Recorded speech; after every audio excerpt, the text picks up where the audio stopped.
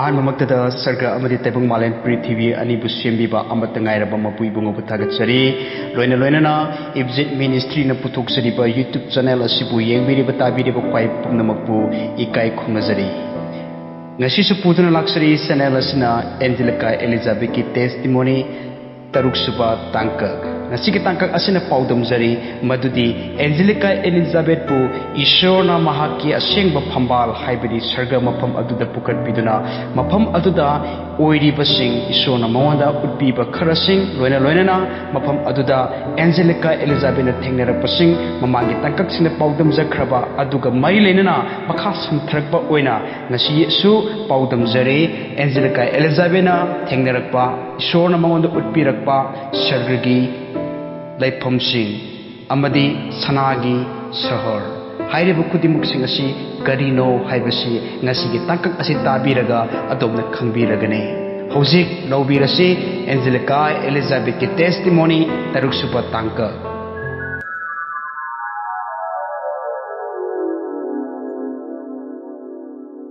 मियोय बजाति बुलोरुम तोबीरे सासिनबा ईश्वर की मनाई अमदा थाजहंदुना महाक्ति ईश्वर की मनाई दिनते अदुबु फत्तब लाइनी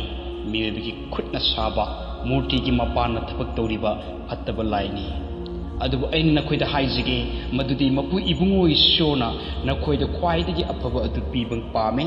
Ibungo महाकना नखोयबु सर्गगी निंथोलेबाक अदुदा सत्हनिंगे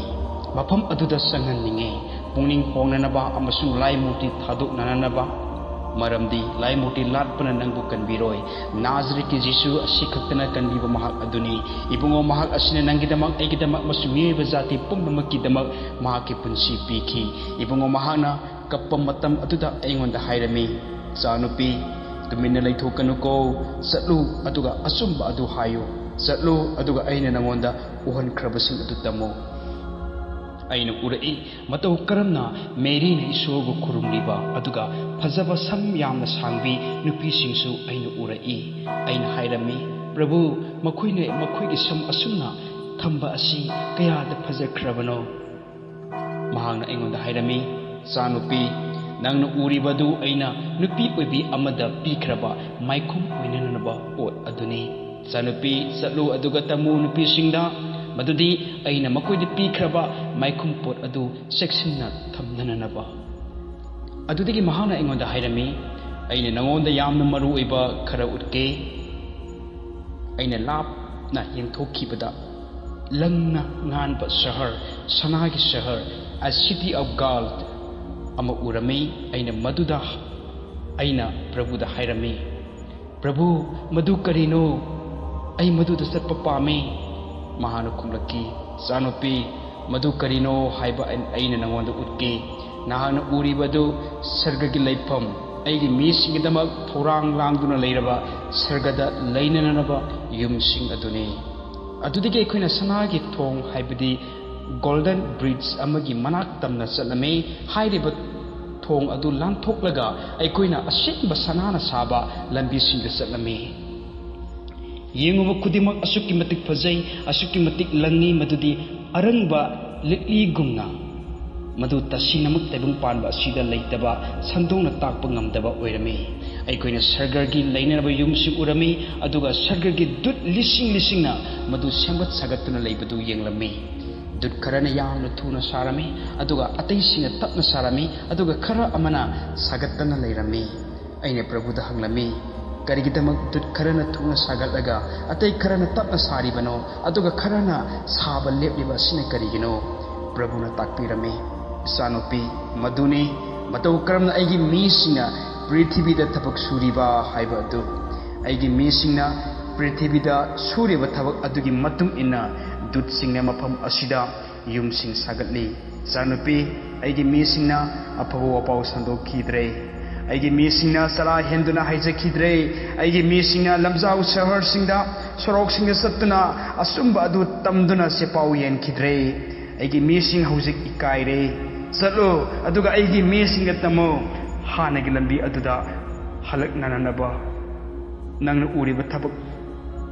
amatta tawdana leiriba dutsing ado aigi lambi degi tham sarkraba mising aduni sanupi चलो अदुगा अैगी मीसिंग तमो हानगी लंबी अदुदा हलक नननबा अदुगा मसी हायरगा इबुंगोना कप्पा हौरमे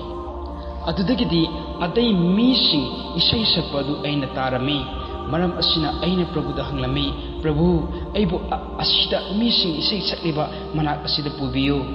जीसुना अैंगोंदा येंगदुना लेरमे महाना अैबु येंगलिबा अदु अैना हायबा ngame khangba ngame adubu magi maithong adudi aina uba ngamramde magi maithong na lengba adu khaktadi aina urame mahaki pirang singna mahaki pizol thakta sentra ko matamda aina mangonda kari kaplibno haina hanglame adubu mahagna madu aingonda taklamde masigi matungda ekoi fajaraba leikol sida tunglame maphamduda sargagi yumsingi marakta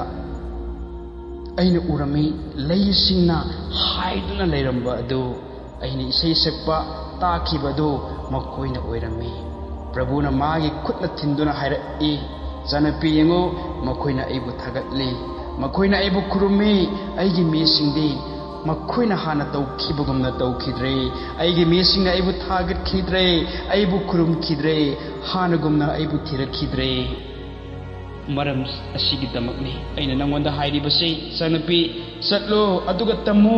aigi mesinga aibu thirak nananaba maramdi aina satkani asungada amasung thawaida aibu thijaba mesingi damak thaurang langlaba mesingi damak asingba mesingi damak aduga mahangna kaptuna haire ai laklagani adudagi aina bap taraki karigidamak prabhuna kaplibano haibado maramdi mahak laklagani adubu natte puning settaba makoi adugi damaktadi natte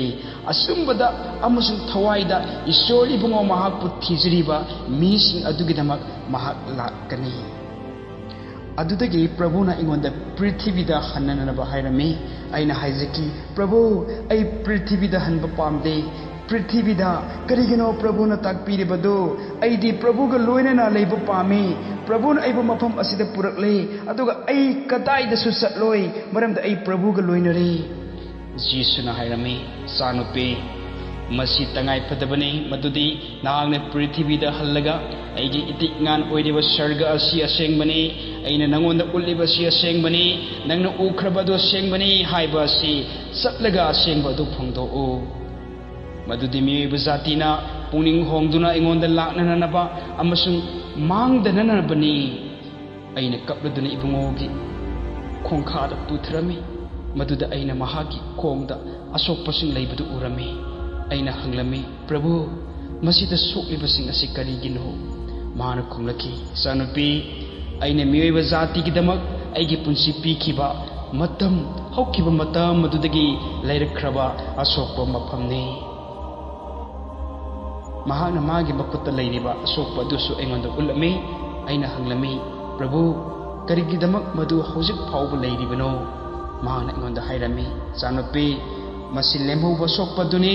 maramasina aina hanglami masi phakigadra mahana khumlaki sanupi daramasenba pumnamakna mafam asida punsinba matamduda masi phakigani sanupi aina nangbu prithivida pubirage